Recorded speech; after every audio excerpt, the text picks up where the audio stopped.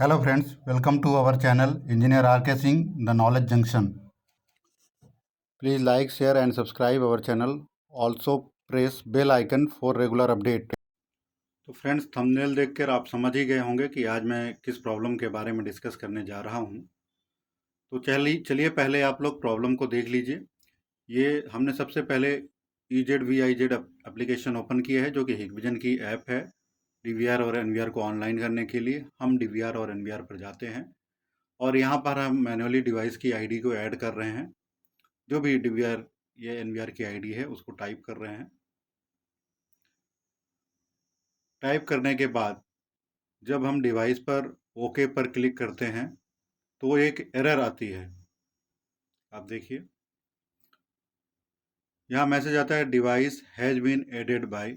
कोई भी नंबर या मेल आईडी यहाँ पर दिया रहेगा, तो वो डिवाइस अगर पहले से ही किसी आईडी पर ऐड है तो इसका क्या सॉल्यूशन है और आप कैसे कस्टमर एंड पे आप लोग कैसे इसका सॉल्यूशन कर सकते हैं, इसके बारे में डिटेल में बात करेंगे। तो फ्रेंड्स, सबसे पहले तो मैं आप सभी लोगों को बहुत बहुत धन्यवाद देना चाहूँगा कि आप सभी लोगों के सपोर्ट से मेरे सब्सक्राइबर लगभग 2500 प्लस सब्सक्राइबर हो चुके हैं और आप लोगों का लगातार इसी तरह सपोर्ट मिलता रहता है। इसी वजह से मैं लगातार अब वीडियो बनाना स्टार्ट कर दिया हूँ और आज की डेट में इसको हम प्रैक्टिकल डेमो शो करेंगे कि ये जो प्रॉब्लम है इसको कैसे हम रिमूव करें, कैसे अपनी मोबाइल पर उस आईडी को ऐड करें, इसके बारे में हम डिटेल में डिस्कशन करेंगे।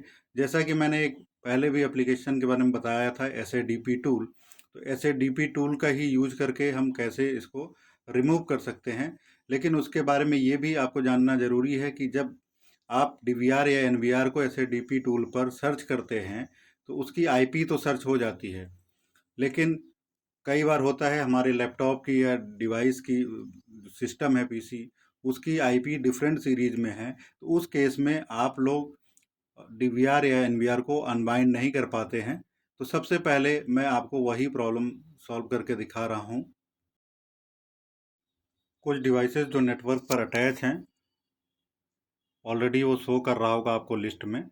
NVR की IP इसमें 192.168.29.293 है और लैपटॉप जो मेरा है इसकी IP 192.168.1.10 है। तो इस केस में हमको सबसे पहले अपने लैपटॉप की IP को सेम सीरीज में करना होगा।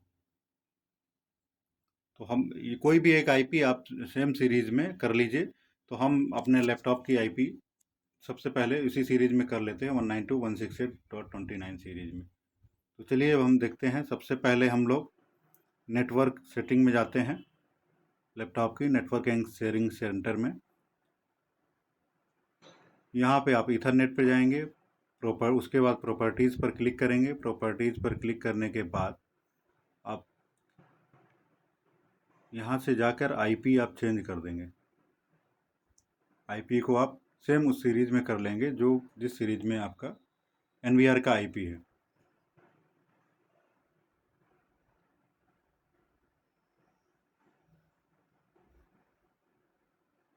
मीन्स यहाँ दोनों की सीरीज सेम होनी चाहिए। आप NVR को लैपटॉप की सीरीज में कर लें IP को, या तो इसको कर लें, आप किसी भी तरह से दोनों की IP को सेम सीरीज में कर लीजिए। कुछ लोगों को लैपटॉप में भी सेटिंग करने में प्रॉब्लम आती है, इसलिए मैंने इसको बता दिया है। तो अब हो गया है। अब हम यहाँ पर डिवाइस को सिलेक्ट कर लेते हैं। फर्स्ट नंबर पे जो डिवाइस जो NVR कनेक्ट है, हम उसका यूज़र नेम और पासवर्ड SADP टूल पर डालते हैं। तो यूज़र नेम हमारा एडमिन है, पासवर्ड टाइप कर रहे हैं हम। उसके बाद एक वेरिफिकेशन कोड होता है। वेरिफिकेशन कोड एंटर करने के बाद अगर आपकी डिटेल सही है तो आप जब अनवाइंड पर क्लिक करेंगे तो ये सक्सेसफुली अनवाइंड का मैसेज आ जाएगा और उसके बाद आप इसी डिवाइस को ऐड करके मॉनिटर कर पाएंगे।